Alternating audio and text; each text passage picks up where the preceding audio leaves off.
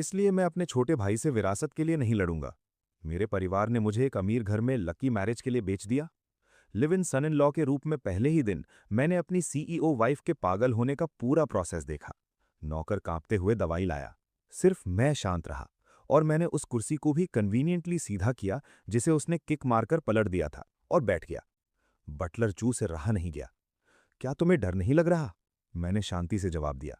वो मेरी वाइफ है, डर क्यों लगेगा? ये सुनकर बटलर चू ने मुझे कंटेम्प्ट से देखा। विश्वास नहीं होता ये नया यंग मास्टर इतनी जल्दी कैरेक्टर में आ गया। हर बार वाइफ कहता है, लेकिन ऐसी वाइफ से शादी करने से तो अकेले रहना बेहतर है। दवाई जल्दी लाई गई, लेकिन नया नौकर बेसिकली उस पागल औरत को पिलाने की हिम्मत नहीं कर पाया। डर था कि दवाई मुंह तक पहुंचने से पहले ही पीट पीट कर मर जाएगा। बटलर चू ने भी खुद जाकर दवाई पिलाने की हिम्मत नहीं की, बस अपने सबॉर्डिनेट्स को बेकार कहता रहा। दवाई मुझे दो, मैं अचानक बोला। नौकर ने तुरंत दवाई दे दी। चुपके से राहत की सांस ली कि आखिरकार इस हॉट पोटैटो से पिंड छूटा। मैंने दवाई का बोल थामा और बोला, सब बाहर जाओ, मैं उनका ख्याल रखूंगा। यंग मास्टर, आप अभी नए आए हैं, एल्डेस्ट मिस से अभी प्रॉपरली फेमिलियर नहीं हुए। हम पास रहकर आपको दवाई पिलाते देखें। बटलर अपनी बात पूरी भी नहीं कर पाया कि मैंने बीच में काट दिया। बटलर चू, वो पहले से मेरी वाइफ है, मैं नेचुरली उनका ख्याल रख सकता हूं। जाते वक्त दरवाजा बंद कर दीजिए। बटलर चू अंदर से फ्यूरियस था। ठीक है, चूंकि तुम्हें मौत का डर नहीं, सब तुम्हारे हवाले। जब बाद में वो पागल औरत तुम्हें तंग करे तो रोते गिड़गिड़ाते हमारे पास मत आना। तो बटलर दोनों मेट्स को लेकर बाहर चला गया। जैसे ही दरवाजा बंद हुआ, मैं मुड़ा और दवाई टॉयलेट में उंडेल दी। क्योंकि अभी जब दवाई लाई गई थी, मैंने चाइनीज मेडिसिन की तेज खुशबू के बीच एक फेंट, खट्टी सड़ी स्मेल पकड़ ली थी। ये खट्टी सड़ी स्मेल बहुत डिस्टिंक्टिव है। ये मीज़ीन केआओ की कैरेक्टरिस्टिक सेंट है। इस मीज़ीन केआओ का हैलोसिनोजेनिक इफेक्ट होता है। लॉन्ग टर्म यूज से दिमाग बिगड़ जाता है, इंसैनिटी के सिम्टम्स आते हैं, आखिरकार लाइफ फोर्स कमजोर होते होते मौत हो जाती है। मीज़ीन केआओ बहुत रेयर है, सिर्फ नॉर्दर्न म्यांमार रीजन में मिलती है। फर्स्ट कंट्री में शायद ही कोई इसे पहचान सके। पहले मुझे शक था कि शेन युवई शायद पागल होने का नाटक कर रही हो, लेकिन अब लगता है वो सच में पागल है। बस ये पागलपन मेंटल इलनेस जैसा नहीं है, ये एक मैन मेड मैडनेस है। लगता है शेन फैमिली का मामला जितना सोचा था उससे कहीं ज्यादा मर्की है। करीब आधे घंटे बाद शेन युवई आखिरकार बेड पर बेहोश हो गई। तब मैं धीरे धीरे उसके पास गया और पल्स लिया।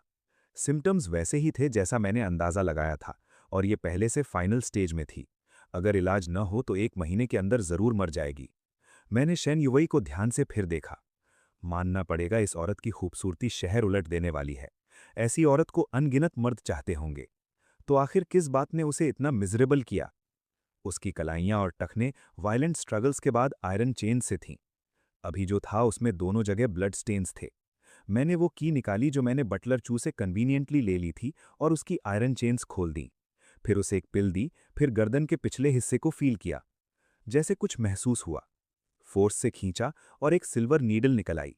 शेन युवई ने दर्द से धीरे से कराहा, लेकिन उसका रंग क्लियरली बेहतर हो गया। सिल्वर नीडल का रंग थोड़ा डार्क हो गया था, दिखाता था कि काफी देर से उसके ब्रेन में थी। इतना विशियस। इसके बाद मैंने उसे कंफर्टेबल स्लीपिंग पोजीशन में एडजस्ट किया और सोच समझकर ब्लैंकेट उड़ा दी। शाम को एक नौकर कई सेट्स कपड़े लाया। पैकेजिंग से पता चल रहा था सब डिजाइनर ब्रांड्स थे, बस ब्रांड्स उतने फेमस नहीं थे। मैंने कोई सेरेमनी नहीं की। एक शर्ट जो पसंद आई चूज की और बाथरूम में शावर करने गया। नए कपड़े पहनकर जब वापस आया, मेरा पूरा ऑरा और अपीयरेंस कंप्लीटली ट्रांसफॉर्म हो गया। इसी मोमेंट बटलर चू मुझे ढूंढते हुए आया। नॉक नहीं किया, सीधे दरवाजा धकेल दिया। मुझे बिल्कुल रिस्पेक्ट नहीं दी। बटलर चू, कुछ काम है? अगली बार अंदर आने से पहले नॉक करना याद रखें। फोर्थ यंग मास्टर स्कूल से वापस आए हैं, सुना है घर में कोई नया है। उन्होंने कहा है तुमसे एक मोमेंट मिलना है। बटलर चू ने देखा कि मैं सोफे पर पड़ता बैठा हूं, जाने का कोई इरादा नहीं, तो फिर से अर्जेंट किया। मैंने आलसी से जवाब दिया, चूंकि मेरे ब्रदर इन लॉ मुझसे मिलना चाहते हैं तो उन्हें खुद आना चाहिए। कोई ऐसी बात नहीं कि बड़ा जूनियर से मिलने जाए। बटलर चू मेरी बात सुनकर हंसने लगा। अरे यंग मास्टर, हम सर्वेंट्स के सामने तो शेखी बघारना ठीक है, लेकिन फोर्थ यंग मास्टर कौन है? वो मास्टर और मैडम के चहीते बेटे हैं, इस घर के असली मालिक। उन्हें तुम्हारे पास आने हो कहने की तुम हिम्मत करते हो? मैंने पेज पलटा, ध्यान से पढ़ते हुए, और इनडिफरेंटली बोला, नहीं आना चाहते तो ठीक है, मुझे भी वैसे उनसे मिलना नहीं था। ये सुनकर बटलर चू जोर से हंस पड़ा। ठीक है, ठीक है, ठीक है, चूंकि तुम इतने इग्नोरेंट हो, देखते हैं बाद में फोर्थ यंग मास्टर तुम्हें कैसे सबक सिखाते हैं। वो हमारे शेन फैमिली के लिटिल टायरेंट हैं, कोई उन्हें प्रवोक करने की हिम्मत नहीं करता। ये कहकर बटलर चू हूंफ के साथ चला गया। मैंने आखिरकार किताब रखी और खड़ा हुआ, लेकिन बटलर के आखिरी शब्दों से डरकर नहीं, बल्कि इसलिए कि मैंने देखा शेन युवई ने आंखें खोल दी थीं। उसकी आंखें अभी भी थोड़ी हेजी थीं, लेकिन पहले जैसी नहीं, जब आंखें खुलते ही चिल्लाना और तोड़फोड़ शुरू हो जाती थी। अभी वो बहुत शांत थी, चुपचाप छत को काफी देर तक देखती रही, फिर आंखें हिलाई और नजर मुझ पर आकर टिक गई। इतनी देर लेटे रहने से थक गई होगी, उठो और थोड़ी देर बैठो। लेकिन शेन युवई न हिली न कुछ बोली। एक पपेट की तरह मुझे उसे बेड के पास बिठाने दिया। मैंने उसकी अपीयरेंस देखी और बहुत सैटिस्फाइड था। रिकवरी बुरी नहीं है, हालांकि अभी थोड़ी डेज्ड है, कोई जल्दी नहीं, जल्द ही पूरी तरह रिकवर हो जाएगी। बटलर चू पहले से मुझे नापसंद था। इस मौके पर शेन मोबाई को और भड़काते हुए सारी बात बताई। जैसी उम्मीद थी, शेन मोबाई फ्यूरियस हो गया। मेरा उससे मिलना चाहना पहले से उसे फेस दे रहा है, फिर भी कहता है मिलना नहीं चाहता। क्या सच में सोचता है वो मेरा ब्रदर इन लॉ है? पहले कभी 5th फ्लोर पर नहीं जाता था, क्योंकि शेन युवई बहुत कोल्ड और एरोगेंट थी, कभी अच्छी नज़र से नहीं देखती थी। बाद में शेन युवई पागल हुई तो और भी स्केरी हो गई और आना और भी कम होने लगा। आज सच में बेहद गुस्से में था। शेन मोबाई ने फ्यूरियसली दरवाज़ा ढकेला, मुझे सबक सिखाने आया, तो उसने शेन युवई को बेड के पास बैठे देखा। दीदी जाग गई। उसका शेन युवई से रिश्ता बहुत डिस्टेंट था, उसकी बीमारी की गहरी समझ नहीं थी। अगर बटलर शेन युवई को बैठे देखता तो अज्यूम करता कि फिर से पागल होने वाली है। उसके दोनों हाथ और पैरों की चेन्स हटी देखकर तुरंत डर से पेल हो गया। एल्डेस्ट मिस की चेन्स क्यों खुली हैं? बटलर चू जल्दी पॉकेट में की ढूंढने लगा, लेकिन कुछ नहीं मिला। मैंने की निकाली और उसके सामने हिलाई। ये ढूंढ रहे थे, अभी मेरे पास गिर गई थी। देखा कि मेरी वाइफ के हाथ पैर रगड़ से छिल गए हैं, तो उनकी चेन्स खोल दी। बटलर चू का चेहरा गुस्से से हरा हो गया। एल्डेस्ट मिस की चेन्स खोलने की हिम्मत कैसे हुई? मैंने पजल एक्सप्रेशन से पलट कर पूछा। मेरी वाइफ कोई क्रिमिनल नहीं है, चेन्स में क्यों रहे? देखा नहीं है एल्डेस्ट मिस पागल होने पर कितना उत्पात मचाती हैं? चेन्स के साथ भी कोई पास नहीं जाता, चेन्स हटने के बाद और ज्यादा ट्रबल होगी। शेन युवई के पागल होने का सीन सोचकर बटलर चू ज्यादा देर रुकने की हिम्मत नहीं कर पाया। शेन मोबाई को खींचते हुए जाने लगा। यंग मास्टर, चलते हैं जल्दी, एल्डेस्ट मिस के पागल होने पर कोई नहीं पहचानता। शेन मोबाई को खतरे का एहसास नहीं था, बस लग रहा था मैं बहुत एरोगेंटली बोल रहा हूं और उसकी प्रेजेंस इग्नोर कर रहा हूं। तुरंत गुस्से में आ गया। भले ही दीदी जाग गई हो, क्या उसका दिमाग ठीक है? क्या वो सच में तुम्हारी पीठ थाम सकती है? बता देता हूं, मेरे पिता किसी नॉनसेंस पर यकीन करते हैं कि लकी मैरिज से दीदी की कंडीशन इंप्रूव होगी, इसलिए तुम्हें घर में लाए। एक्चुअली हमारे घर में तुम्हारी कोई वैल्यू नहीं, तुम बस दीदी की देखभाल करने वाले नौकर हो। बोलते बोलते नजर कुर्सी पर रखे कपड़ों के बैग पर गई। बटलर चू ने जल्दी एक्सप्लेन किया। मैडम ने किसी को खरीदवाए थे, डर था तुम बहुत शैबी पहनो और फेस लूज हो जाए। शेन मोबाई ने स्नीयर किया। नौकर है, इतना अच्छा पहनने की क्या जरूरत? माँ बहुत दयालु है। बटलर चू, तुमने कहा था तुम्हारे बेटे का बर्थडे आने वाला है, वो कपड़े तुम्हारे बेटे को गिफ्ट कर दो। ये सुनकर बटलर चू तुरंत खुश हो गया। सब डिजाइनर कपड़े थे, बेचकर खूब पैसे मिलेंगे। लेने जाना चाहता था, लेकिन पागल शेन युवई से डर था, तो मुझसे बोला, यंग मास्टर, कपड़े इधर लेकर आने में हेल्प करें। मैंने शेन मोबाई को एक नज़र देखा, कुछ नहीं बोला और ओबीडियंटली कपड़ों का बैग उठाया। जो 2 सेट्स बाहर गिरे थे उन्हें भी वापस बैग में रखा। बटलर चू स्मगली मुस्कुराया। जैसे ही उसने हाथ बढ़ाया, उसने देखा मैं घूमकर सारे बैग्स शेन युवई के पैरों के पास रख रहा हूं। शेन मोबाई का चेहरा डार्क हो गया। ये क्या मतलब है? चूंकि छोटे भाई को चाहिए, मैं नेचुरली मना नहीं करूंगा, लेकिन मैं शेन युवई का पति हूं, इन चीजों में उनकी मंजूरी बेहतर है। दीदी सही दिमाग में नहीं है, जवाब ही नहीं दे सकती। तुम्हें लगता है वो तुम्हारी पीठ थामेगी? हाँ, नहीं लाओगे तो मैं खुद लेता हूं। Fourth young master. बटलर ने उसे रोकने की कोशिश की, लेकिन शेन मोबाई ने अपनी मौत बुलाते हुए एक कदम आगे बढ़ाया और रिजेंटफुली बोला, ये मत सोचो कि दीदी को शील्ड की तरह यूज कर सकते हो। दीदी। थप्पड़। एक क्रिस्प थप्पड़ शेन मोबाई के चेहरे पर पड़ा। उसके हैंडसम चेहरे पर तुरंत एक क्लियर हैंडप्रिंट उभर आई। शेन मोबाई थप्पड़ से स्टन रह गया। हैरानी से शेन युवई को देखा, फिर मुझे। मुझ पर हाथ उठाने की हिम्मत? ये तुम्हारी दीदी ने मारा। ये कहकर मैंने शेन युवई को रिप्रोचफुली देखा। हनी, सच में बस कुछ सेट्स कपड़े थे, छोटे भाई को मारने की क्या जरूरत थी? इस मोमेंट शेन युवई ने आंखें हल्की सी खोली और आगे हेजी नजरों से देखा। बस शेन मोबाई के एंगल से उसके चेहरे का एक्सप्रेशन क्लियरली नहीं दिख रहा था। शैन मोबाई यकीन नहीं कर पाया। घूमकर बटलर की तरफ देखा। बटलर का एक्सप्रेशन पेनफुल था। यंग मास्टर, मूवमेंट बहुत फास्ट था, क्लियरली नहीं देखा। लेकिन शैन मोबाई मानने को तैयार नहीं था और कुछ और कहना चाहता था कि अचानक घुटने के पीछे तेज दर्द हुआ और पूरा शरीर मेरे पैरों पर घुटनों के बल आ गया। हंसी रोक नहीं पाया।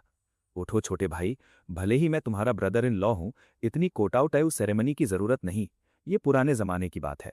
ये कहकर बगल में शैन युवई को देखा।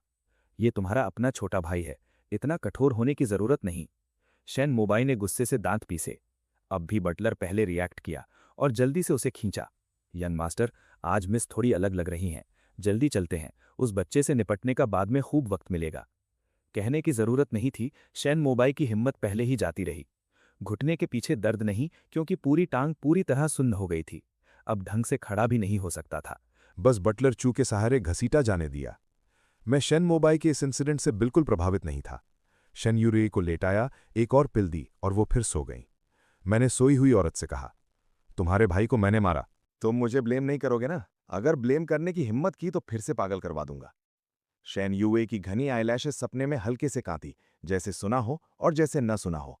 शैन मोबाई अपने पेरेंट्स को ढूंढना चाहता था कि उसके लिए खड़े हों, लेकिन उसके पिता इस वक्त दूर थे और मां कहीं नहीं मिल रही थी। कोई बैकअप नहीं मिला। पैर अभी भी सुन्न था। डर था कि कहीं लेम ना हो जाए, इसलिए बटलर चू को हॉस्पिटल ले जाने को कहा। कई टेस्ट्स के बाद कोई प्रॉब्लम नहीं मिली। अगले दिन तक पैर नेचुरली ठीक हो गया। उधर जियांग योडाओ ने पूरी रात मोहजोंग खेला और डॉन पर ही सुना कि बेटा हॉस्पिटल में है। वो जल्दी से दौड़ी। ये सुनकर कि शैन युवई के एक फिट के दौरान उसे किक लगी, उसका एक्सप्रेशन तुरंत बदल गया। तुमने कहा शैन युवई होश में है? उसने बटलर चू को गुस्से से घूरा। एल्डेस मिस की क्या कंडीशन है? यंग मास्टर नहीं जानता? क्या तुम्हें भी नहीं जानता? किसने अलाउ किया तुम्हें उसे ऊपर ले जाने का? लेकिन जियांग योडाओ ने उसे एक्सप्लेन करने का मौका नहीं दिया। इसका मतलब क्या है? क्या तुम्हें नहीं दिख रहा यंग मास्टर कितना डरा हुआ है और तुम अभी भी बहाने बना रहे हो? इस महीने का बोनस भूल जाओ। अगर एक और गलती की तो शैन फैमिली से निकलने के लिए तैयार रहो। बटलर को डांटने के बाद जियांग योडाओ पलटकर अपने बेटे को लेक्चर करने लगी। मैंने कितनी बार कहा है, 5वीं मंजिल पर मत जाओ। क्यों नहीं सुना? उस पागल औरत में देखने को क्या है? जब वो पागल होती है तो किसी को नहीं पहचानती। इस बार लकी रहे कि बिना चोट के बच गए। अगर सच में पैर टूट जाता तो? शैन मोबाई को मां से कोई दिलासा नहीं मिला, उल्टे डांट मिली। उसे तुरंत बहुत बुरा लगा। कौन देखना चाहता था उस पागल को? बस सुना था कि पिताजी ने उसके लिए एक शादी का लकी घर ढूंढा है और एक पल के लिए क्यूरियोसिटी हुई, देखूं कैसा आदमी होगा जो पैसों के लिए live in sun in law बनने और पागल औरत से शादी करने को तैयार होगा। वो तो बस एक सर्वेंट है। सच बताऊं तो तुम्हारी एल्डेस्ट सिस्टर पहले से बहुत बीमार है। डॉक्टर जियांग ने कहा 1 महीने से ज्यादा नहीं। ये सुनकर शैन मोबाई शॉक हो गया। मां, मतलब एल्डेस्ट सिस्टर मरने वाली है? जियांग योडाओ को पता चला कि गलत बोल गई, लेकिन उसे परवाह नहीं थी। वैसे भी मैंने तुम्हें बता दिया, तुम्हारे लिए जानना काफी है। बाहर जाकर बकवास मत करना। तुम्हारे पिता को उसके प्रति गिल्ट फील होता है, इसीलिए उन्होंने सोचा कि नाम के लिए एक हस्बैंड ढूंढ लें ताकि जाते वक्त बहुत मिजरेबल ना लगे। रहा वो लड़का, जाते वक्त कोई बहाना बनाकर उसे निकाल देंगे। और तुम उस जैसे स्काउंड्रल के लिए गुस्सा कर रहे थे? ये सुनकर शैन मोबाई को थोड़ा बेटर फील होने लगा। आज मौसम बहुत अच्छा है।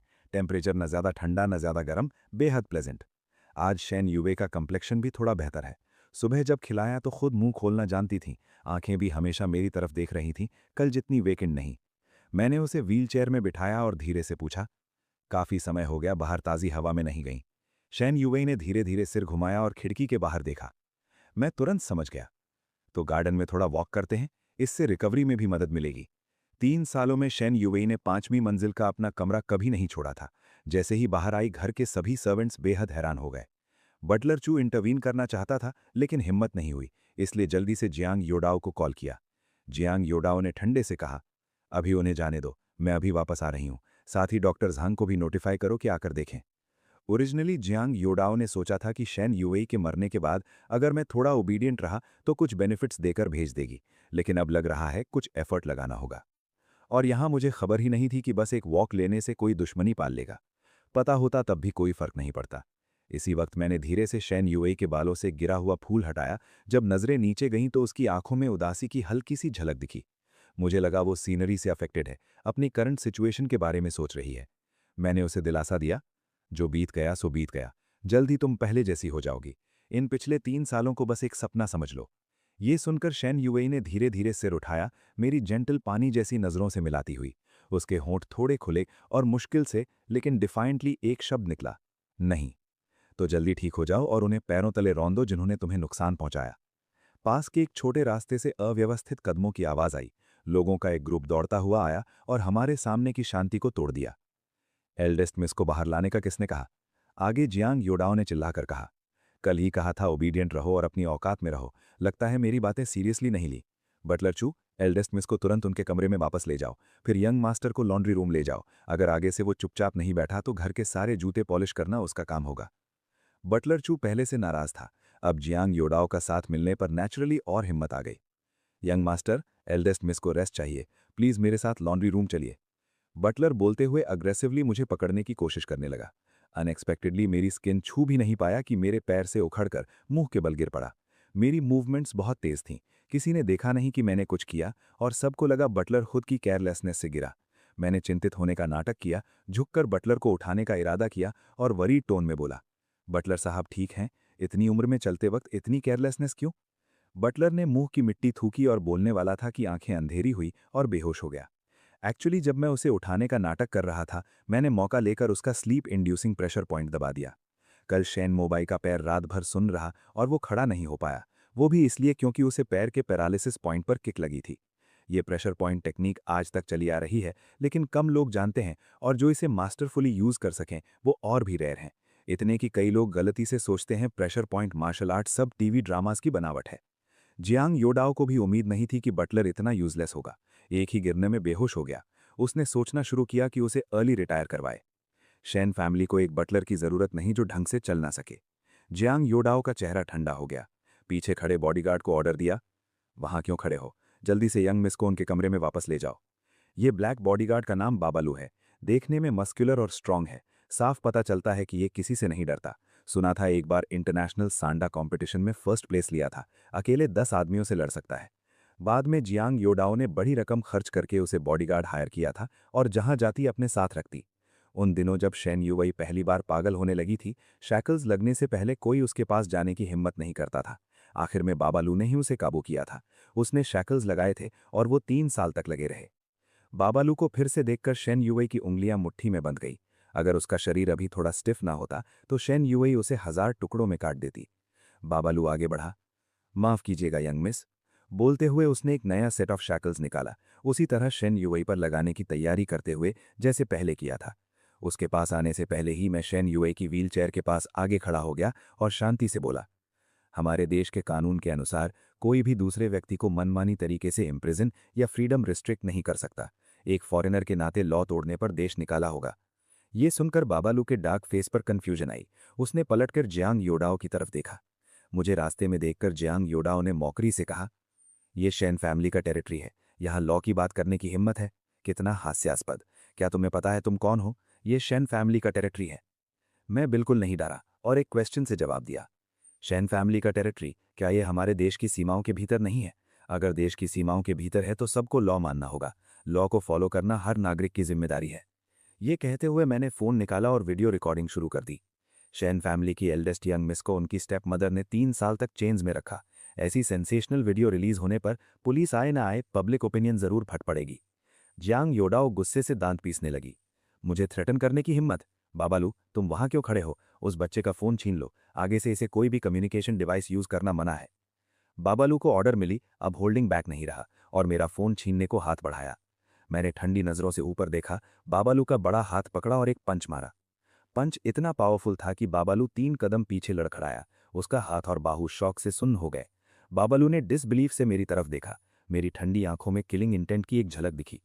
इस तरह का किलिंग इंटेंट सिंपल ट्रेनिंग से नहीं आता। ये उस वॉरियर जैसा था जो जीवन और मृत्यु के बीच से गुजरा हो। इस वक्त मैंने ठंडे से कहा, बाबालू है ना? विदेश में कितने साल से हो? पूछते हुए मैंने कैजुअली अपने गर्दन का नेकलेस छुड़ा। और इस तरह यहाँ की सब चीज़ें एक हिडन कैमरा के जरिए एक सीक्रेट बेस के मॉनिटरिंग रूम में लाइव ट्रांसमिट हो रही थी। 5 साल। शायद मेरा ऑरा बहुत स्ट्रांग था या उस पंच की फोर्स बहुत शॉकिंग। बाबालू ने सब कॉन्शियसली जवाब दे दिया। 5 साल में काफ़ी कमाया होगा। कंट्री ए में पैसे कमाने हैं तो लॉ मानना याद रखो, वरना मैं तुम्हें वापस तुम्हारे होम टाउन भेज दूंगा। साथ ही एक सीक्रेट बेस पर एक कोल्ड और शार्प ऑरा वाला आदमी सर्वेलेंस मॉनिटर घूर रहा था। वॉकी टॉकी निकालकर ऑर्डर दे रहा था, बाबालू नाम के उस अफ्रीकन की चेक करो, डिपोर्ट करने का कोई रीजन ढूंढो। जियांग योडाओ शैन युवई के पागल होने से डरती थी, इसलिए थोड़ी दूर पर खड़ी थी। उसने क्लियरली नहीं देखा कि हम दोनों में अभी क्या हुआ और समझी कि बाबालू मुझ जैसे नए यंग मास्टर पर हाथ डालने की हिम्मत नहीं कर रहा। उसका गुस्सा तुरंत भड़क गया। बाबालू, भूल गए तुम्हारा मास्टर कौन है? जल्दी से उस बच्चे को निपटाओ, उससे बात में वक्त मत बर्बाद करो। हालांकि बाबालू को सबकॉन्शियसली फील हो रहा था कि मैं छेड़ने वाला नहीं हूं, लेकिन वो जियांग योडाओ के भरोसे जीता था। यहां तक कि कभी कभी लॉ तोड़े तो भी उसे कोई फर्क नहीं पड़ता था। आखिरकार शेन फैमिली की ये मैडम बहुत पावरफुल और एक्सटेंसिव कनेक्शंस वाली थी। उसे प्रोटेक्ट करना कोई प्रॉब्लम नहीं था। इस वक्त बाबालू ने एक टेरिफाइंग बीस्ट जैसी दहाड़ लगाई, मुट्ठी बंद की और मुझ पर स्टॉर्म की तरह झपटा। पहले एनिमी को अंडर एस्टिमेट करके बस 30% स्ट्रेंथ लगाई थी, इस बार पूरी स्ट्रेंथ से। माफ कीजिएगा यंग मास्टर, ये सब तुमने खुद अपने ऊपर लाया। शेन युवेई की पीठ सबकी तरफ थी, इसलिए वो मेरी स्पेसिफिक सिचुएशन नहीं देख पा रही थी। बस फील हुआ कि मैं डेंजर में हूं। वो स्ट्रगल करने लगी, खड़े होने की कोशिश की। डैम इट, उसके पैरों में अभी भी कोई फीलिंग नहीं थी, खड़ी हो ही नहीं पा रही थी।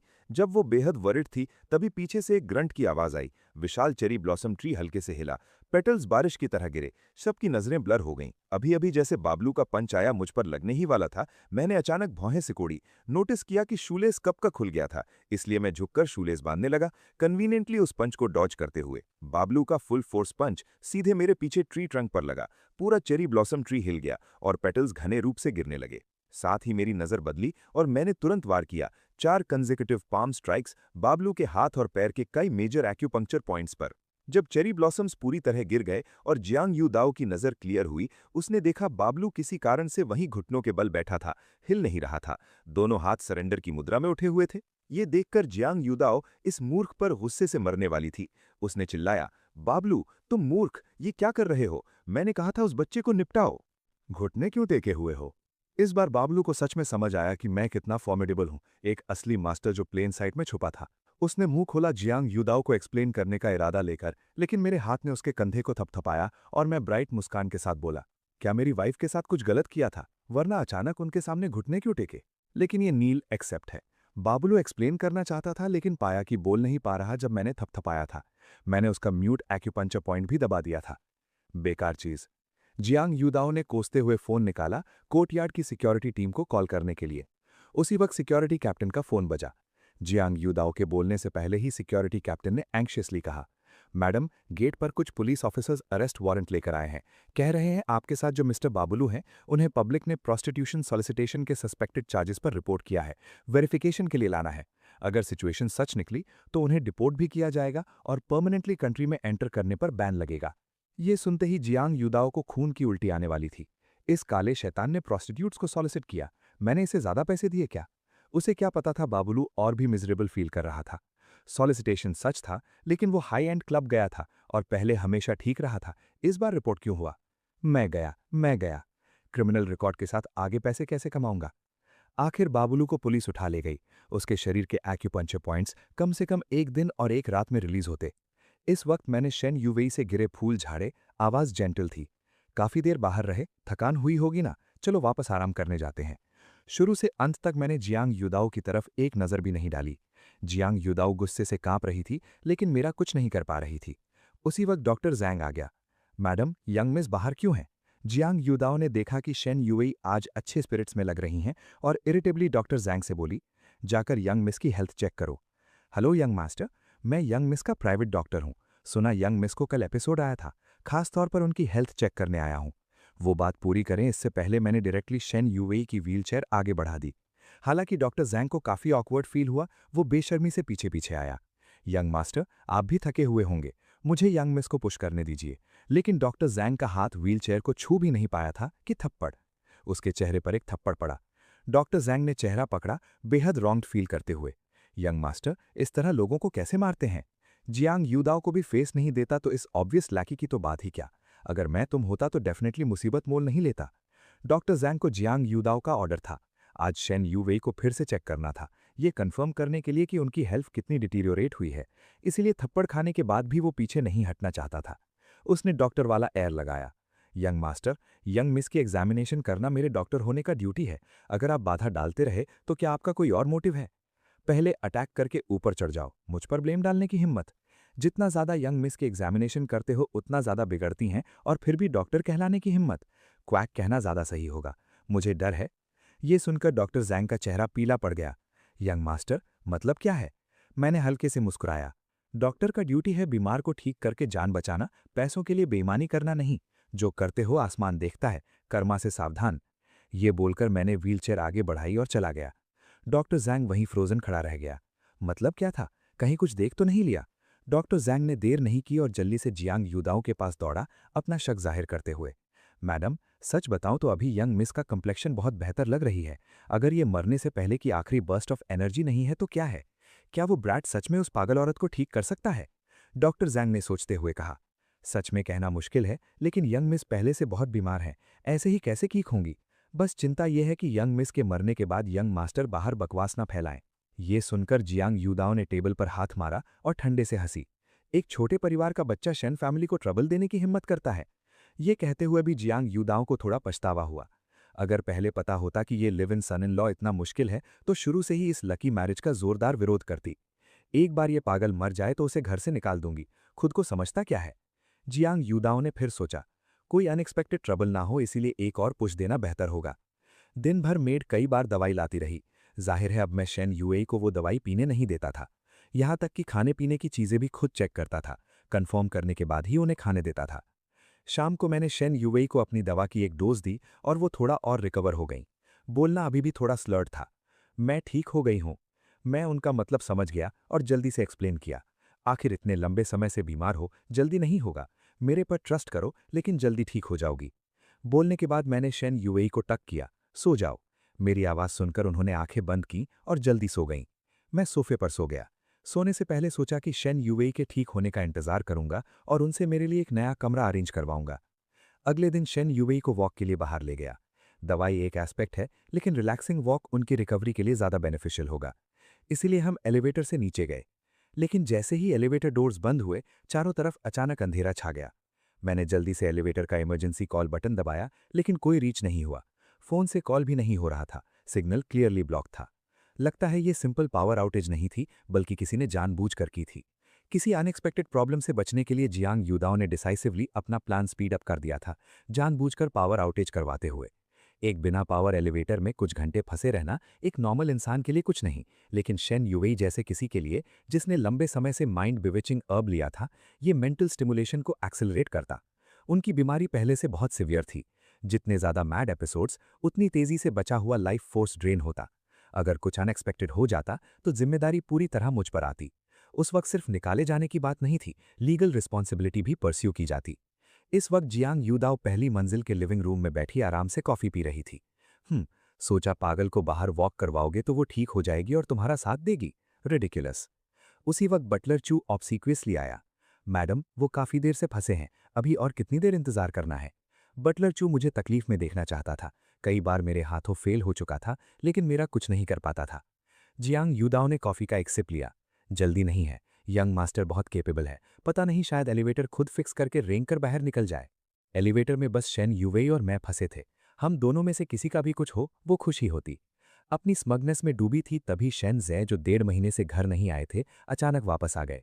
इससे जियांग यूदाओ थोड़ी कॉट ऑफ गार्ड हो गई और जल्दी से उनका स्वागत करने गई। हस्बैंड, आपने तो कहा था अगले हफ्ते आएंगे, अचानक इतनी जल्दी क्यों आ गए? शेन जै कैपिटल में एक नोटोरियस प्लेबॉय था। जब से उसका एक सर्टेन एस्पेक्ट मैच्योर हुआ था, कभी सही नहीं रहा। या तो औरतों के साथ टाइम पास कर रहा होता, या औरतों के साथ टाइम पास करने जा रहा होता। विमेनाइजिंग के अलावा और कुछ नहीं जानता था। इसी वजह से उस वक्त शेन यूवेई के नाना ने फैमिली के पतन को रोकने के लिए दृढ़ता से अपने बेटे को बाईपास करके डायरेक्टली अपनी ग्रैंड डॉटर को शेन फैमिली का हेड पास कर दिया था। जियांग यूदाओ पति के अफेयर्स के आदी हो गई थी। वो आंखें मूंद लेती थी। जब तक उसकी पोजीशन ना हिले सब ठीक था। 2 दिन पहले बोल रही थी वेवेई का पागलपन ज्यादा फ्रीक्वेंट हो रहा है। मैंने सोचा आखिर बाप बेटी का रिश्ता है, बेहतर है आकर ज़्यादा देखूं। वेवेई कहाँ है? जाकर देखता हूं। Lucky son in law move in कर चुका है ना? लकी मैरिज के बाद वेवेई की हेल्थ इंप्रूव हुई? ये बोलकर शेन जय वेवेई से मिलने ऊपर जाने की तैयारी करने लगा। इन सालों में वो डिसल्यूट रहा था, लेकिन कभी कभी अपनी बेटी को याद करता था, खासकर शेन यूवेई को। ये उस औरत से पैदा हुई बच्ची थी जिसे वो सबसे ज्यादा प्यार करता था और अपने सब बच्चों में सबसे आउटस्टैंडिंग भी थी। अब जब पागल हो गई थी, फैमिली बॉन्ड फिर भी था। जियांग यूदाओ की आंखें घूमी। एक और बात, आप ही सुपरस्टिशियस निकले और ये लकी मैरिज करवाई। नतीजा, वो बच्चा एक रियल जिंक्स निकला। वेवेई की हेल्थ की बिल्कुल परवाह नहीं, उल्टे उसे बाहर ठंडी हवा में धकेल दिया। पता नहीं चाहता है कि वेवेई मर जाए और कॉम्पनसेशन मनी लेकर चला जाए। क्या? शेन्स है ये सुनकर नाराज हो गया। तुम कैसी मदर इन लॉ हो, उसे मनमानी करने देती हो? जियांग यूदाओ ने रॉन्ग्ड होने का नाटक किया। मैं मैनेज करना चाहती हूँ, लेकिन वो मुझे मदर इन लॉ मानता ही नहीं, सब खुद डिसाइड करता है। एक बात कहो तो 10 से आर्ग्यू करेगा। बोलते बोलते एक मेड आई। मास्टर, मैडम, कुछ हो गया। यंग मास्टर जिद करके यंग मिस को बाहर ले गए और एलिवेटर अभी ब्रेकडाउन हो गई। दोनों एलिवेटर में फंसे हैं। जियांग यूदाओ ने शॉक्ड होने का नाटक किया। अरे नहीं, उनकी हेल्थ ठीक नहीं है, बिस्तर से उठना तक मुश्किल है, बाहर कैसे ले गया? ये जरूर हमारे यंग मास्टर का कमाल है। क्यों खड़े हो, जल्दी किसी को बुलाओ एलिवेटर खुलवाने को, वे घबरा ना जाए। शेन जय भी एंग्शियस हो गए। यंग मिस किस फ्लोर पर फंसी है? 5वीं मंजिल पर। जल्दी करो, 5वीं मंजिल पर। एलिवेटर काम नहीं कर रही, इसलिए सब सीढ़ियां चढ़कर 5वीं मंजिल पर दौड़े। शेनजै ने हाफते हुए पूछा, एलिवेटर मेंटेनेंस स्टाफ कहाँ है? आज उनकी छुट्टी हो गई है, बुला लिया है लेकिन आने में वक्त लगेगा। हमें थोड़ा और फंसाए रखने के लिए जियांग यूदाओ ने एलिवेटर मेंटेनेंस स्टाफ को पहले से छुट्टी दे दी थी। शेनजै ने एलिवेटर डोर पर नॉक किया। वे ठीक हो, थोड़ा रुको, रिपेयरमैन जल्दी आएगा। अंदर से कोई जवाब नहीं आया। जियांग यूदाओ ने चिंतित होने का नाटक किया। आवाज क्यों नहीं आ रही? अंदर की हवा अच्छी नहीं है, कहीं वे बेहोश तो नहीं हो गई हैं? तो रिपेयरमैन का इंतजार क्यों? जल्दी किसी को बुलाओ दरवाजा उखाड़ने को। नॉन प्रोफेशनल्स को रैंडमली ओपन नहीं करना चाहिए। जरा सी गलती से एलिवेटर कार गिर सकती है, अंदर वाले मॉर्टल डेंजर में आ जाएंगे। उसी वक्त एक डीप मेल वॉइस अचानक पीछे से गूंजी। हाँ, सब एलिवेटर डोर के पास क्यों इकट्ठे हैं? जियांग यूदाओ ने पलट कर देखा। मैं जो एलिवेटर में फंसा होना चाहिए था, रूम के डोरवे पर खड़ा था, परफेक्टली फाइन, उन्हें पजल्ड एक्सप्रेशन से देख रहा था। मैंने हल्के से हंसकर पूछा, क्या सब एलिवेटर लेना चाहते हैं? मैं एलिवेटर डोर के पास गया और बटन दबाया। एलिवेटर डोर आसानी से खुल गया। अंदर कोई नहीं था। ये देखकर सेंजै स्टन रह गए। एलिवेटर टूटी हुई नहीं है। तुम कौन हो? ये वही हैंडसम दूल्हा है जिसे आप लाए थे, जियांग युदाओ ने इरिटेबली कहा। फिर मुझसे क्वेश्चन किया, तुम और यंग मिस एलिवेटर में फंसे थे ना? इतनी देर बाहर शोर होता रहा फिर भी सामने क्यों नहीं आए? क्या जानबूझकर दूसरों को वरी करवाना चाहते थे? ये सुनकर मैंने इनोसेंट लुक के साथ कहा, एलिवेटर में थोड़ी प्रॉब्लम जरूर थी। हेल्प कॉल किया लेकिन कोई रीच नहीं हुआ। जब हम निकले तो बाहर कोई नहीं था। मुझे लगा कोई नहीं जानता कि हम एलिवेटर में फंसे थे। ये सुनकर शेनजे का गुस्सा भड़क गया। उसने आसपास के सर्वेंट्स को घूरा। जो उसने कहा वो सब सच है? तुम लोगों को पता ही नहीं था कि कोई एलिवेटर में फंसा है? सब बेकार हो? सर्वेंट्स ने सिर झुका लिए, विंटर के सिकाडास की तरह चुप। जियांग युदाओ का ऑर्डर था, ये कहने की हिम्मत किसी में नहीं थी। रहा हम कैसे निकले? मैंने नॉनशैलेंटली मुस्कुराया।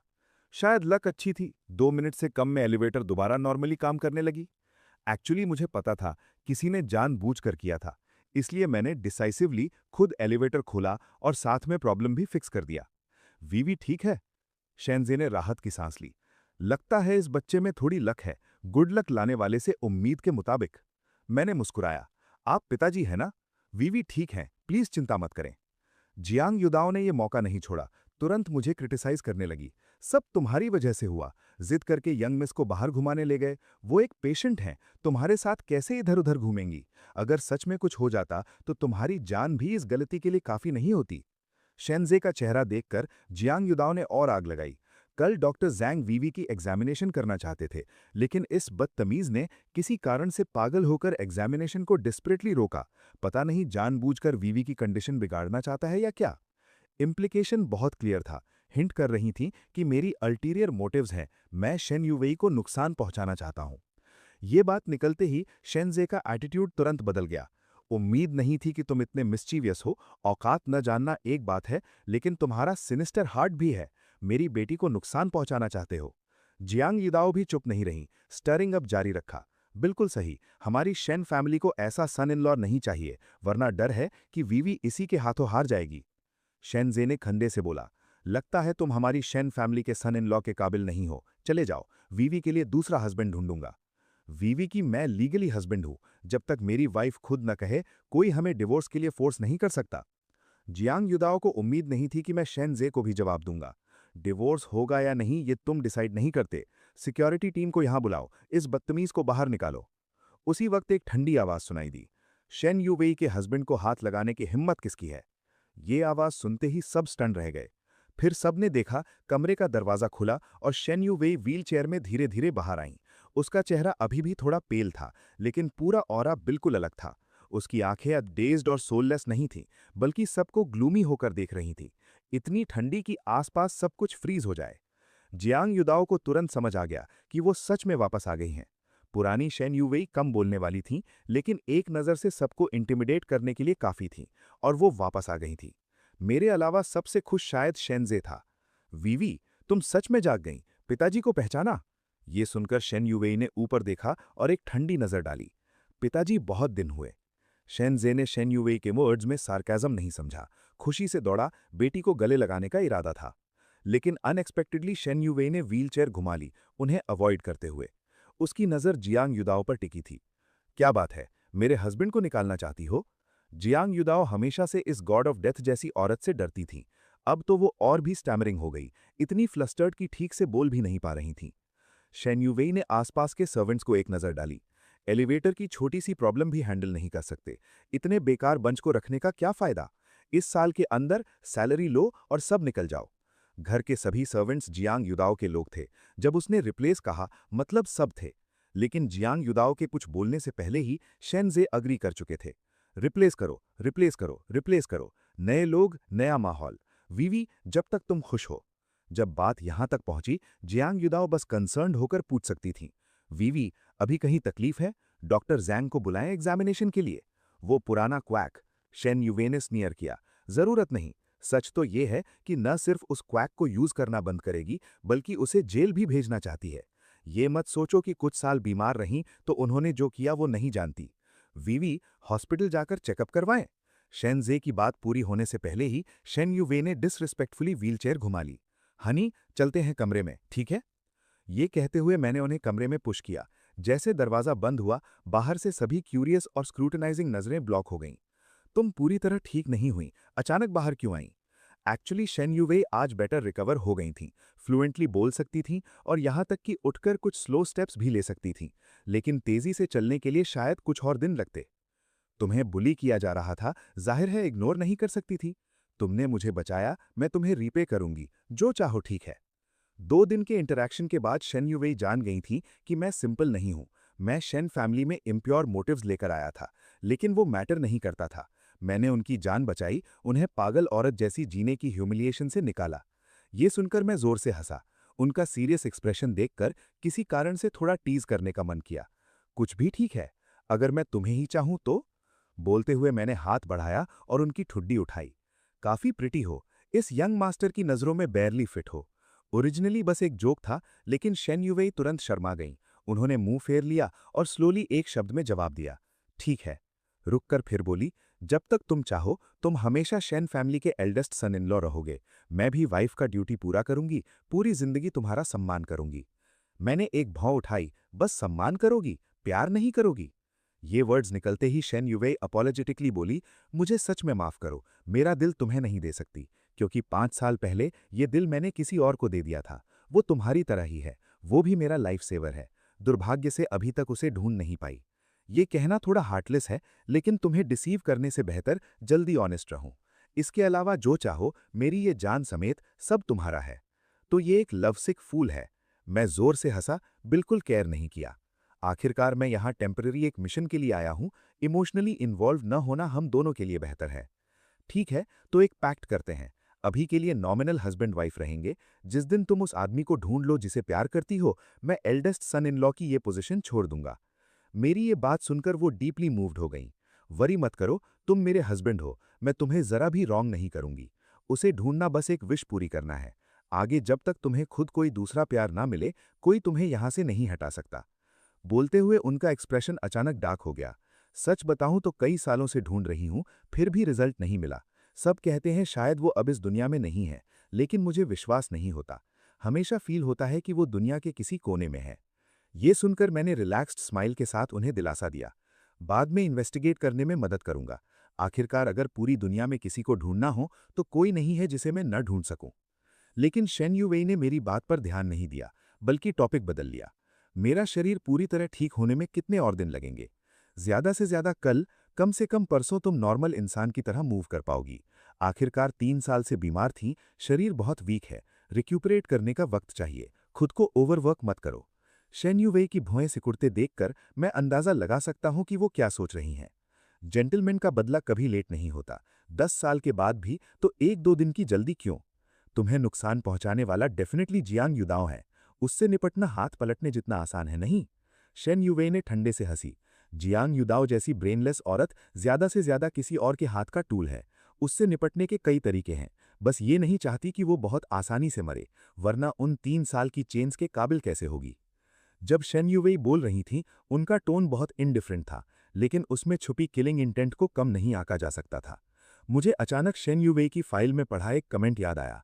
ये इंसान कठोर दिल है और लंबे समय तक ग्रज रखती है। जो भी इसे ऑफेंड करे वो ट्रैजिक एंड पाता है। शाम को शेनजे खुद शेन युवेई को खाने के लिए बुलाने आए। जोर से हंसते हुए बोले, सुना तुम जाग गईं? तुम्हारे सेकंड ब्रदर और उनकी वाइफ जैनशेंग से स्पेशली वापस आए हैं। यहां तक कि फेई फेई भी आई है। देखो, तुम्हारा फेस तो मेरे से भी बड़ा है। जब मैं आता हूं तो उन्हें कभी इतनी परवाह नहीं होती। शेन युवेई ने ब्लंटली जवाब दिया, इसलिए क्योंकि जब भी आप आते हैं तो पैसे मांगने आते हैं और बाहर जाते हैं तो औरतों के साथ टाइम पास करने। शेनजे ने नेवर कभी अपने पिता शेनजे को कोई रिस्पेक्ट नहीं दी। ये सुनकर शेनजे ने फोर्स लाफ दिया। वीवी, बाहर वालों के सामने कम से कम मेरी थोड़ी फेस रखो। मैंने थोड़ी भौएं सिकोड़ी। बाहर वाले? मेरी बात हो रही है क्या? अगले सेकंड मुझे अपना हाथ वार्म फील हुआ। शेन युवेई ने उसे पकड़ लिया। उन्होंने ऊपर देखा और मुझ पर मुस्कुराई। हम शादीशुदा हैं। हस्बैंड सबसे करीबी फैमिली होता है। शेनजे को अचानक पब्लिक डिस्प्ले ऑफ अफेक्शन का झटका लगा। दिल में इंडिग्नेशन भर गया। ये वाइल्ड गर्ल बचपन से कभी पिता को डिसेंट स्माइल नहीं दी। कुछ ही दिनों में जाने वाले आदमी को इतनी जेंटली कैसे मुस्कुरा रही है। छोड़ो छोड़ो, मैं पहले जाता हूं, तुम दोनों जल्दी आकर ब्रेकफास्ट खाओ। शेनजे के जाने और दरवाजा बंद होने के बाद शेन युवेई ने फाइनली बोला। शेनजे हमेशा से एक सेल्फिश इंसान है। बर्निंग ब्रिजेस जैसी चीजें उनके लिए आम बात है। अभी जब उन्होंने तुम्हें आउटसाइडर कहा, एक्चुअली वो एक टेस्ट था। अगर तुमने स्टांस नहीं दिखाया होता, वो अगले तुम पर ट्रबल लाते। मैंने स्नीयर किया, बर्निंग ब्रिजेस, देखते हैं उनमें वो कैपेबिलिटी है या नहीं। जाहिर है मुझे पता है तुम्हें डर नहीं, बस तुम्हें और ट्रबल नहीं देना चाहती। जब हम दोनों 5वीं मंजिल से नीचे आए, बड़ा डाइनिंग रूम पहले से लोगों से भरा था। इस वक्त सेकंड ब्रदर शेन लिंग शारो ने पहले बोला, एल्डेस्ट सिस्टर, बहुत अच्छी लग रही हैं, रिकवर हो गई लगती हैं। छोटे भाई को सच में खुशी है। बोलने के बाद मुझे ग्रीट करना नहीं भूला। ये जरूर नए ब्रदर इन लॉ है ना? पिछले कुछ दिनों से बिजनेस ट्रिप पर था, इसलिए मिलने का मौका नहीं मिला। ब्लेम मत करना ब्रदर इन लॉ। ये बोलकर उसने बगल में अपनी वाइफ की तरफ इशारा किया। सू शाओलियन समझ गई और तुरंत एक रेड वेलवेट बॉक्स निकाला। ये मेरे और मेरे हस्बैंड ने तुम्हारे लिए गिफ्ट तैयार किया है, देखो पसंद आता है या नहीं। मैंने गिफ्ट लिया और खोल कर देखा। टिस टिस, एक और डायमंड इनक्रस्टेड वॉच। जो नहीं जानता उसे बहुत एक्सपेंसिव लगे, लेकिन मैंने एक नज़र में जान लिया कि डायमंड क्वालिटी बहुत ऑर्डिनरी थी, फेक था, पूरी तरह वर्थलेस। मैंने एक्सपोज नहीं किया, लेकिन ज्यादा एक्साइटमेंट भी नहीं दिखाई, बस ब्लैंडली शुक्रिया कहा। जब तक पसंद आए, हम फैमिली हैं, पुलाइट मत हो। शू शावलियन बाहर से ब्राइट स्माइल कर रही थी, लेकिन दिल में मुझे एक कंट्री बम्पकिन समझ रही थी। पास में शेन मोबाई अपने पेट डॉग को गोद में लिए बैठा था। दूर से वॉच की क्वालिटी नहीं समझ पाया, बस डिजाइन अच्छा लगा। उसने खट्टे स्वर में कहा, दूसरे भाई दूसरी भाभी अभी आते ही उसे गिफ्ट दे दिया। मुझे भी एक वॉच चाहिए, मुझे क्यों नहीं दी? शेन लिंगशियाओ ने हल्के से हंसते हुए कहा, इतने बड़े हो गए हो और अभी भी गिफ्ट मांगते हो? कल तुम्हारी दूसरी भाभी तुम्हारे लिए एक अच्छी सी चुन देंगी। ये सुनकर मैंने सपाट आवाज में कहा, चौथे भाई, ये वॉच पसंद है तो तुम्हें दे देता हूं। सच में? शेन मोबाई को यकीन नहीं हो रहा था कि मैं इतनी आसानी से मान गया। ये देखकर मैंने सबके सामने वॉच निकाली और खुद चलकर शेन मोबाई के पास गया। शेन मोबाई मन में सोचने लगा, ये ट्रांसप्लांट फैन जरूर सबके सामने अच्छा दिखने की कोशिश कर रहा है, तो मैं भी पोलाइट नहीं रहूंगा और ले लूंगा। वो मन ही मन खुश होकर हाथ आगे बढ़ाया, लेकिन उम्मीद नहीं थी कि मैंने कलाई हल्के से घुमाई, उसका हाथ चूक गया और मैंने फुर्ती से वॉच पास के पेट डॉग के पंजे पर पहना दी। बुरा नहीं है, एकदम फिट है। शेन मोबाई को थोड़ा गुस्सा आया, लेकिन नीचे देखकर वॉच की क्वालिटी साफ दिखी तो वो बेफिक्री से हंस पड़ा। दूसरी भाभी, आप भी बड़ी कंजूस हैं, नकली वॉच दे रही हैं, लेकिन मानना पड़ेगा मेरे कुत्ते पर बहुत अच्छी लग रही है। शेन युवेई ने ठंडे स्वर में कहा, यही वो गिफ्ट है जो मेरे दूसरे भाई ने मेरे पति के लिए इतनी मेहनत से तैयार की। सच में लगता है कि 3 साल लेटे रहने के बाद मैं बेवकूफ़ हो गई हूं और नकली देकर यहीं निकल जाओगे। हू शाओलियन को उम्मीद नहीं थी कि सबके सामने पोल खुल जाएगी और नकली वॉच को कुत्ते के पंजे पर पहनाकर उसका मजाक उड़ाया जाएगा। क्या ये उसके गिफ्ट को कुत्ते के लायक नहीं बता रहा था? वो कुछ एक्सप्लेन करने ही वाली थी कि शेन लिंगशाओ पहले बोल पड़ा, दीदी गुस्सा मत होइए, ये जरूर कोई गलतफहमी है। तुम्हारी दूसरी भाभी शायद खुद ठगी गई होंगी। कल ब्रदर इन लॉ के लिए दूसरा डेब्यू गिफ्ट ले आऊंगा। जरूरत नहीं, मेरे पति बहुत पर्टिकुलर हैं। मुझे डर है तुम उनकी पसंद का कुछ नहीं चुन पाओगे। अगर दिल से देना है तो कैश दे दो। ये सुनकर मैं तुरंत खुश होकर बोल पड़ा, मेरा अकाउंट नंबर है 998600। रूरल क्रेडिट कोऑपरेटिव का कार्ड है। दूसरे बैंक से ट्रांसफर मत करना, नहीं तो ट्रांजैक्शन फीस लगेगी और भाभी को तकलीफ होगी। हू शियालियन का दिल खून के आंसू रो रहा था। ये जोड़ा इतना बेशरम कैसे हो सकता है? कोई भला इंसान गिफ्ट के बदले सीधे अकाउंट में कैश ट्रांसफर कराता है? शेन लिंगशाओ को कोई फर्क नहीं पड़ा। उसने पूछा, 10 मिलियन काफी होगा? 10 मिलियन सुनकर हू शियालियन का दिल और भी ज्यादा तड़प उठा। वो अपने पति को लगातार इशारे करती रही, बस डेब्यू गिफ्ट है, इतना ज्यादा क्यों? 1 लाख में बहुत अच्छी घड़ी आ जाती है। मुझे हू शियालियन का एक्सप्रेशन बहुत अम्यूजिंग लग रहा था और उसका दिल और जलाना चाहता था। मैं गांव में पला बड़ा हूं, दुनिया कम देखी है। सच में नहीं पता कि 1 मिलियन में मुझे पसंद आने वाली घड़ी मिलेगी या नहीं। 2 मिलियन कैसा रहेगा? दूसरे भाई, ज्यादा तो नहीं है ना? हू शियालियन इतने गुस्से में थी कि आंखें पलटने वाली थीं। इस बदतमीज की हिम्मत कैसे हुई इतना मांगने की? शेन लिंगशाओ शांत रहा। ज्यादा नहीं, जब तक जीजाजी खुश हैं। ये कहकर उसने सबके सामने मुझे पैसे ट्रांसफर कर दिए। कुछ ऑपरेशंस के बाद सब खाने की टेबल पर बैठ गए। सर्वेंट्स लगातार डिशेस लाए और सूप परोसने लगे। शेन लिंगशाओ ने इन सर्वेंट्स को देखा, सब अपरिचित चेहरे थे। उसने पूछा, घर के सारे लोग बदल दिए? इस बात पर जियांग युदाओ का निवाला गले में अटक गया। मुझे अच्छा नहीं लग रहा। वो पहले ही कमरे में चली गई। जब से वो घर में दाखिल हुई थी, उसके साथ एक के बाद एक मुसीबतें आती रहीं। उसका विश्वास पात्र बॉडीगार्ड अचानक डिपोर्ट हो गया और शेन युवई अजीब तरह से ठीक हो गई। जागते ही उसने सभी लोगों को हटा दिया जिन्हें उसने सालों में तैयार किया था। शेनजे को अपनी पत्नी की नाराजगी का पता नहीं चला और शेन लिंगशाओ को सुबह की घटनाओं के बारे में बड़बड़ाते हुए बताया। शेन लिंगशाओ ने सुनकर हल्के से हंसा। बहन हमेशा की तरह डिसाइसिव है, इतनी जल्दी लोग बदल दिए, घर को नया रूप दे दिया। शेन युवई ने उदासीनता से जवाब दिया, जो एक छोटे से घर को नहीं संभाल सकता, वो बड़े क्लाइंट को कैसे संभालेगा? नाश्ते के बाद मैं शेन युवई को उसके कमरे में वापस ले गया, फिर से उसकी पल्स चेक की और एक पिल निकाली। शेन युवई ने मुझ पर 100% भरोसा करते हुए बिना हिचकिचाए दवाई ले ली। फिर पूछा, क्या दवाई दी? मैंने शरारती मुस्कुराहट से कहा, जहर। अब जानने से क्या फायदा? कई दिनों से खा रही हो, अब तो देर हो गई। अगर तुम जहर भी दो तो मैं खाने को तैयार हूं। क्या बेवकूफ हो, लोगों पर इतनी जल्दी भरोसा कर लेती हो। अगर मैं पहले बचाऊं, फिर अपना काम करवाऊं और आखिर में जान ले लूं, तो पिल्स बर्बाद क्यों करो? जो चाहो हुक्म दो, अगर जान चाहिए तो बस बोलो। ये सुनकर मैं जोर से हंस पड़ा। तुम जिंदा रहकर ज्यादा इंटरेस्टिंग हो। वो पिल मेरी खुद बनाई एंटीडोट है, कई तरह के टॉक्सिन से बचाती है। आदत है, हमेशा साथ रखता हूं। डिटॉक्सिफिकेशन के अलावा कोई साइड इफेक्ट नहीं है। सच में मैंने कई लोगों को बचाया है, लेकिन सामने वाली ये औरत, जितनी ज्यादा देखता हूं उतनी ज्यादा इंटरेस्टिंग लगती है। हाँ, एक बात बतानी थी। पहले तुम्हारे साथ इसलिए रहा कि कोई नुकसान ना पहुंचाए। अब पूरी मैंशन तुम्हारे कंट्रोल में है, कोई आसानी से नुकसान नहीं पहुंचा सकता। मुझे लगता है मेरे लिए कोई अलग कमरा अरेंज करो। इन कुछ दिनों में सोफा पर सोना सच में बहुत अनकंफर्टेबल रहा है। तुम्हें तकलीफ हुई? शेन युवई ने गंभीरता से सोचा। तर्क से देखूं तो तुम्हारे लिए कमरा तैयार करना चाहिए, लेकिन अगर ऐसा किया तो दूसरों को हमारे बीच प्रॉब्लम का पता चल जाएगा। मैं भी थोड़ा उलझ गया। सही कह रही हो, तो एक और बेड लें? सोफा बेड लेते हैं, दिन में फोल्ड हो जाए तो कोई आसानी से नहीं देखेगा। ठीक है, जैसा तुम कहो। शेन युवई ने तुरंत किसी को ऑर्डर दे दिया। 1 घंटे बाद सोफा बेड आ गया। मानना पड़ेगा, शेन युवई के सबॉर्डिनेट्स का वर्क एफिशिएंसी बहुत तेज है। अगर उस वक्त उसका दिमाग ठीक होता और वो ऑर्डर्स दे पाती तो पिछले 3 साल इतने बुरे नहीं गुजरते। बेड बनाकर जैसे ही मैं लेटने वाला था, शेन युवई ने पहले ही जगह ले ली। ये क्या मतलब है? मैंने शक से पूछा। आज से तुम बेड पर सोओगे, मैं यहां सोऊंगी। ये कहकर शेन युवई ने कंबल खुद पर कसकर लपेट लिया। जल्दी सो जाओ, गुड नाइट। चूंकि शेन युवई ने खुद इतनी रियायत दी थी, मैं भी सेरेमनी नहीं किया और उसके लग्जूरियस बिग बेड पर कब्जा कर लिया। सच में ये बेड बहुत कंफर्टेबल है। लेटते ही जल्दी नींद आ गई। शेन युवई बचपन से पैम्पर्ड थी, उसने कभी सोफा बेड पर नहीं सोई थी। पहली रात आदत ना होने की वजह से बीच रात में नींद खुल गई। करवट लेने लगी तो नजर अनायास मेरी तरफ पड़ गई। कमरे में एक नाइट लाइट जल रहा था। उसकी हल्की मंद ऑरेंज रोशनी मेरे हैंडसम चेहरे पर फैली हुई थी। अचानक मेरी भौहें कस गईं और चेहरे पर टेरर के भाव आ गए। लगा जैसे किसी नाइटमेयर में फंसा हूं। नहीं, तुम सब डीमंस हो, जाओ यहां से, सब जाओ। माँ, माँ बचाओ मुझे।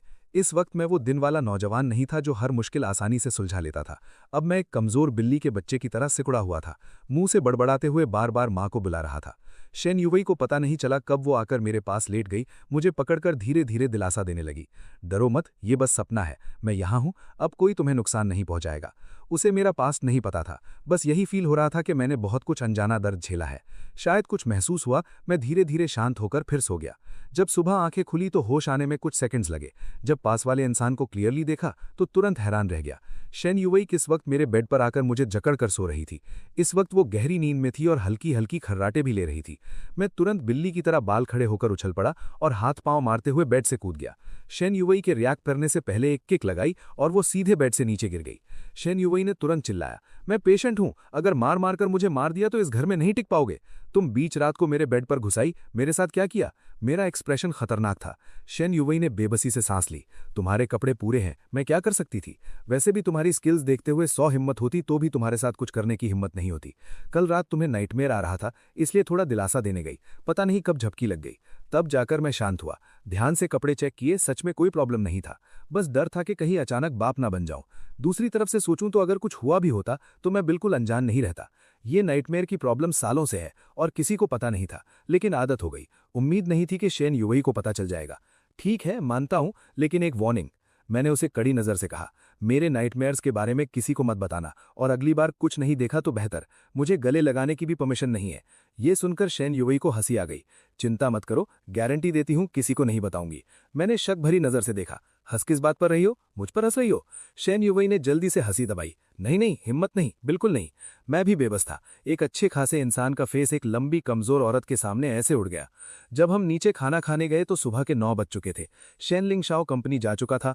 हु शियालियन कल रात के 2 मिलियन की तकलीफ में रात भर सो नहीं पाई थी, इसलिए दिन में नींद पूरी कर रही थी। शेनजे रात को बाहर था और जियांग युदाओ महाजन खेलने गई थी मन बहलाने के लिए।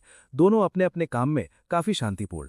शेन मोबाई आधी नींद में नीचे आया और जैसे ही डाइनिंग रूम में मुझे और शेन युवई को देखा, पास आने से पहले ही शेन युवई ने उस पर एक ठंडी नजर डाली।